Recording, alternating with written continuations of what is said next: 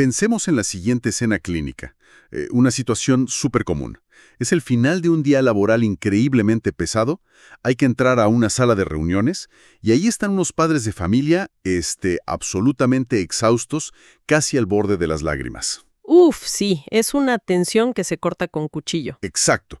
Llevan meses implementando un plan de tratamiento súper riguroso y al sentarse afirman con total frustración que el niño no ha hecho absolutamente ningún progreso en todo este tiempo. Claro, sienten que todo el esfuerzo fue en vano. Totalmente. Y la pregunta es, ¿qué es lo que salva la situación en ese instante exacto y demuestra la realidad clínica de forma innegable? No es, digamos, un discurso persuasivo, ni prometerles que las cosas van a mejorar. Es un simple pedazo de papel o una pantalla mostrando una línea que va claramente hacia arriba. Es que una representación visual tiene el poder absoluto de cambiar la narrativa de una habitación entera. A ver, el cerebro humano está diseñado evolutivamente para encontrar patrones visuales, ¿verdad? Pero al mismo tiempo, la memoria humana, bajo un nivel de estrés alto, es tremendamente defectuosa. Sí, uno solo recuerda lo peor. Así es.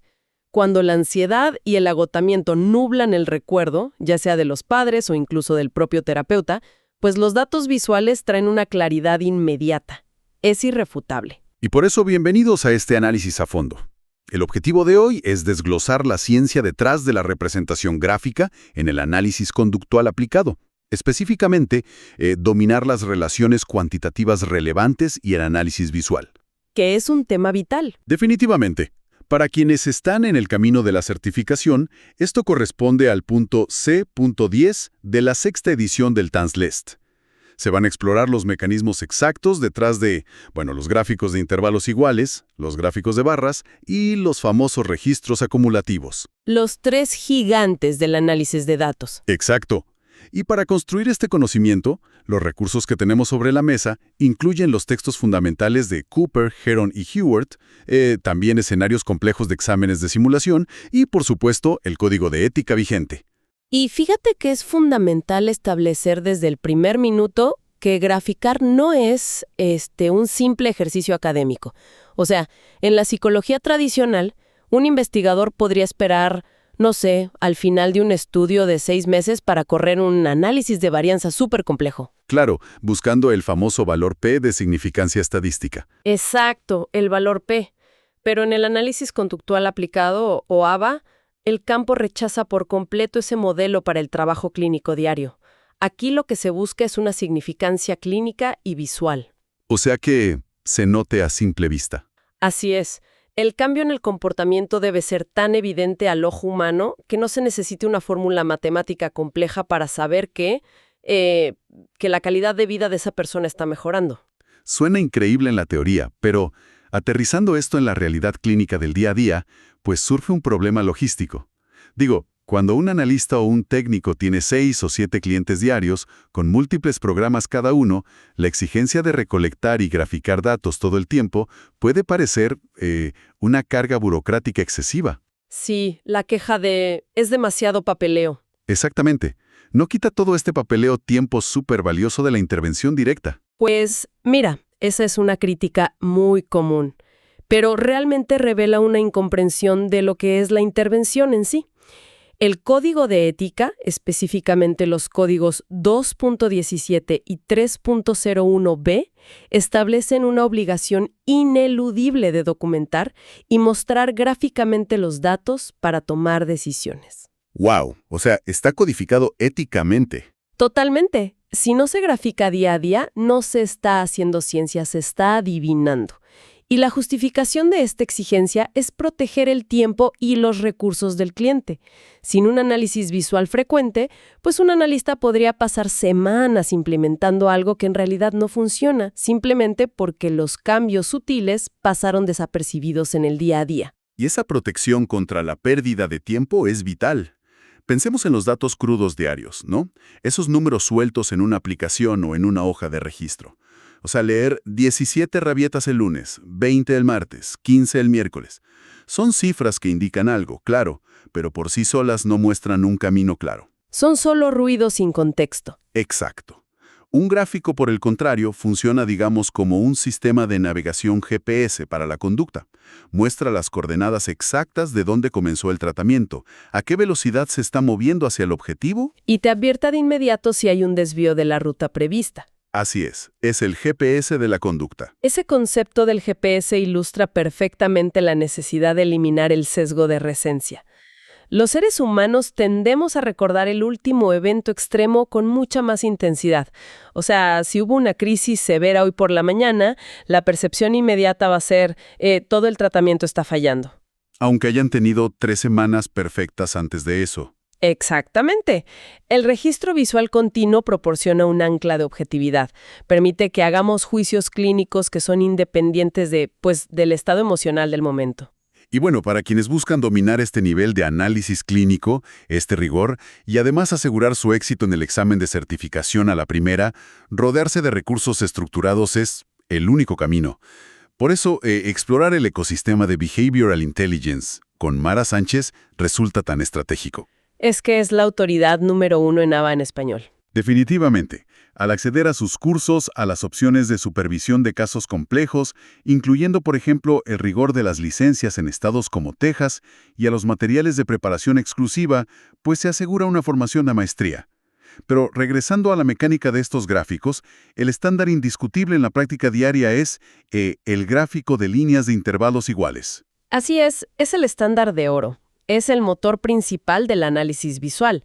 Y mira, en lugar de repasar las definiciones básicas del eje X del tiempo y el eje Y de la conducta, que son fundamentales, creo que es más productivo analizar cómo se manipula éticamente este gráfico. ¿Manipulación ética? A ver, cuéntame más de eso. Bueno, una regla de oro que a menudo se ignora es la proporción de los ejes. La relación visual entre el eje horizontal y el vertical debe mantenerse equilibrada, típicamente en una proporción de 2:3 o de 3:4. Ah, claro. Y esto tiene una implicación ética directa, porque si se estira artificialmente el eje vertical, un cambio conductual diminuto de apenas un par de respuestas parecerá visualmente una caída dramática en el gráfico. Exacto. Es una forma, consciente o inconsciente, de manipular los datos para que una intervención parezca mucho más exitosa de lo que realmente es. Se altera por completo la percepción. Y eso es gravísimo en términos éticos. Muy grave.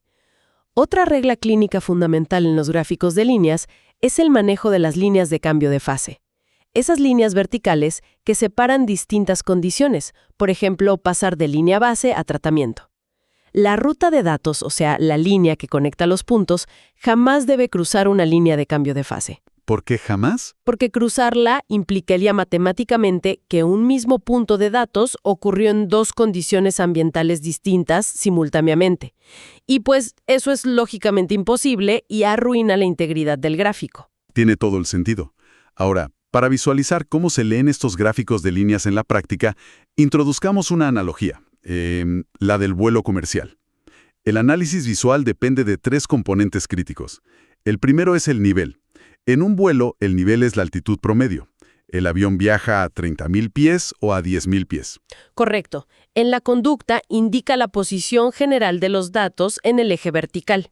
Exacto. El segundo es la tendencia. Es saber si el avión está despegando, en ascenso, si está aterrizando en descenso o si mantiene un vuelo estabilizado. Básicamente muestra la dirección general de los datos a lo largo del tiempo.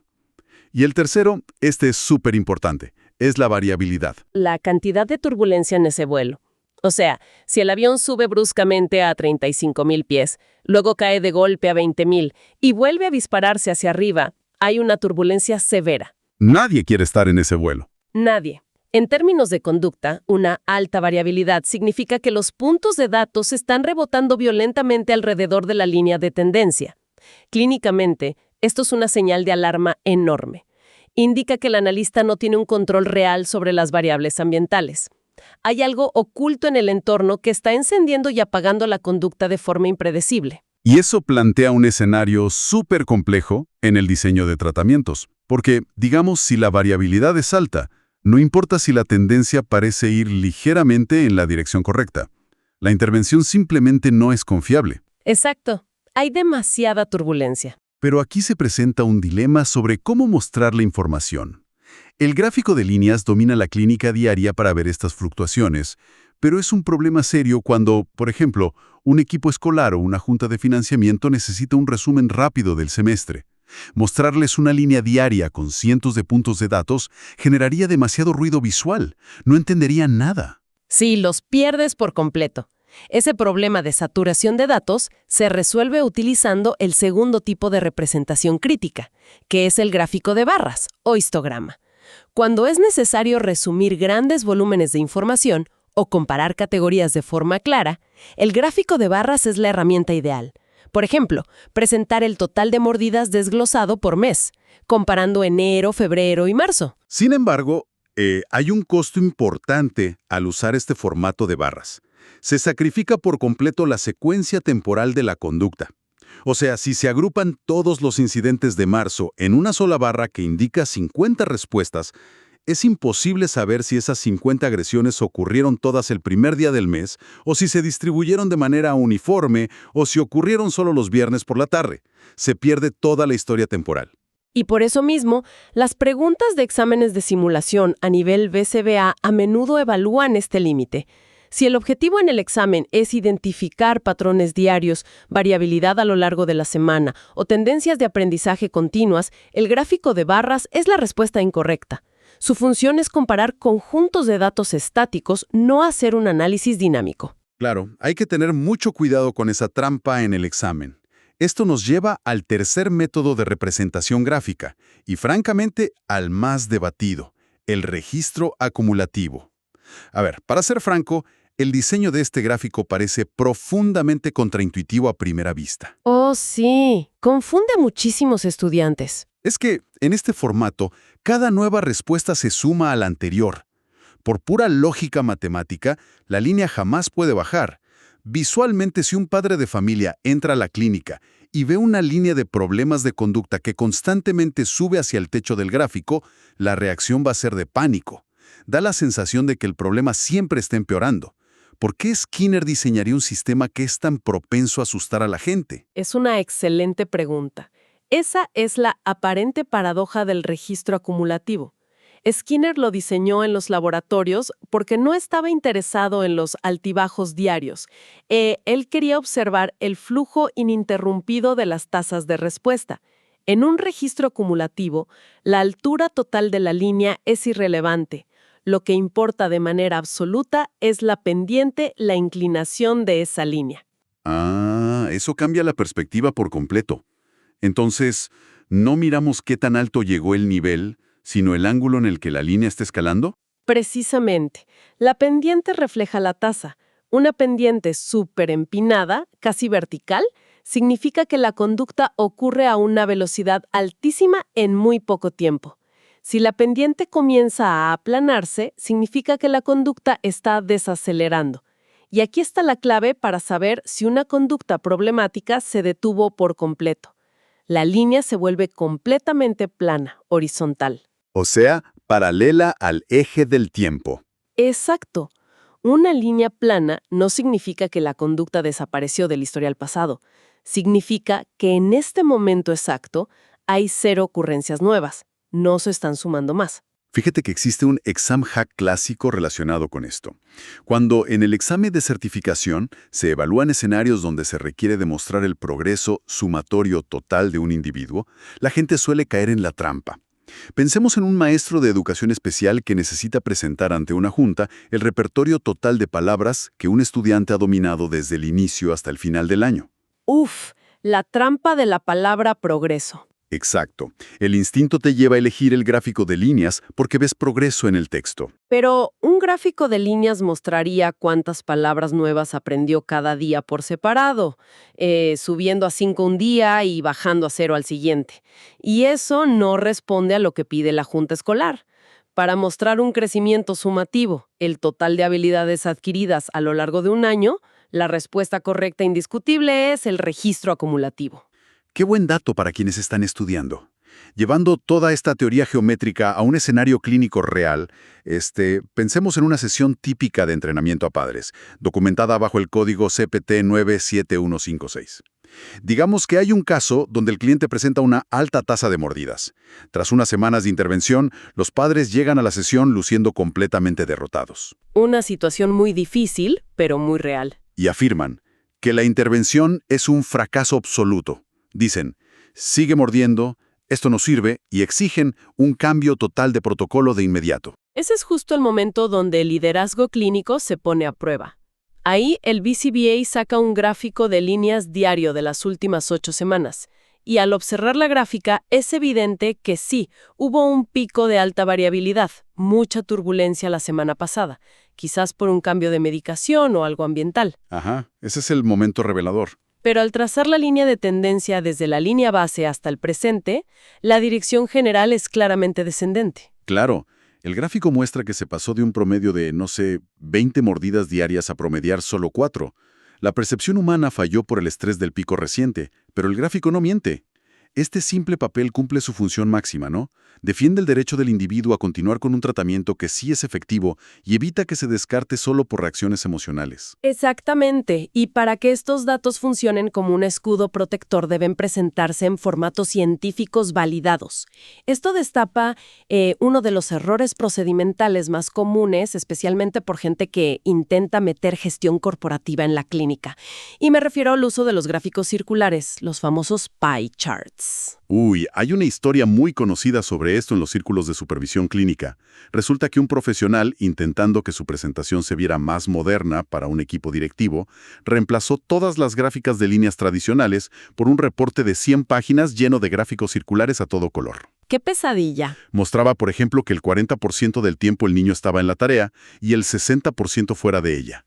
Y claro, el director clínico, al recibir esto, se encontró en una posición imposible. No podía tomar ni una sola decisión clínica basada en esos pasteles de colores. Es que es un desastre para el análisis de contingencias temporales.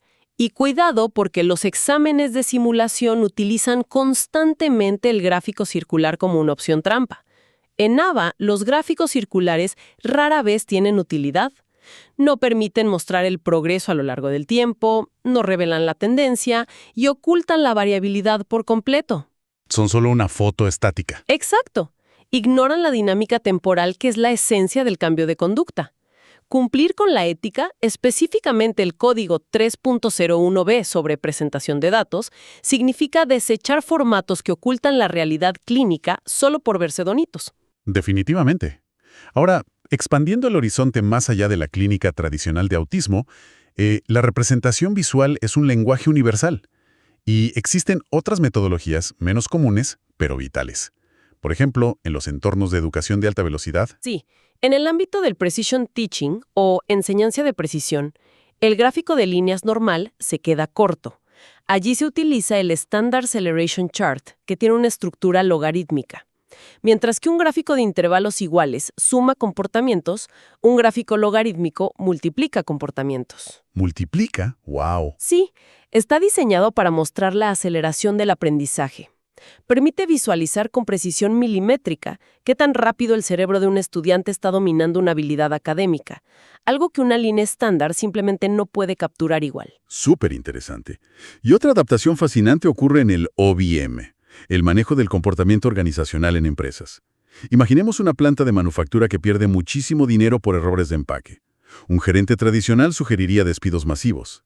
Pero el analista conductual despliega un gráfico de dispersión, un scatterplot. Oh, el scatterplot es magia pura para descubrir patrones temporales ocultos. Totalmente.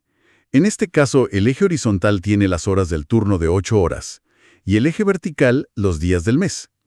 Cada error es un punto negro, en la intersección exacta de la hora y el día. Y la agrupación visual que resulta es asombrosa. Me imagino que ven todos los puntos agrupados en un solo momento. Así es. Descubren un bloque oscuro masivo de errores consistentemente entre las 11:30 de la mañana y otro justo antes de acabar el turno. Los observadores casuales culpaban a la falta de habilidad, pero el gráfico demuestra irrefutablemente que los errores están dictados por la fatiga justo antes de la hora del almuerzo. El gráfico dicta que la solución no es capacitar, sino rediseñar los horarios de descanso. Es el triunfo de la objetividad sobre la intuición. Y al final del día, sea a través de un gráfico logarítmico en una escuela un registro cumulativo en un reporte o un gráfico de dispersión en una fábrica, el principio es el mismo. Graficar los datos es darle voz al progreso del cliente y defender su derecho a un tratamiento efectivo. ¡Qué gran cierre!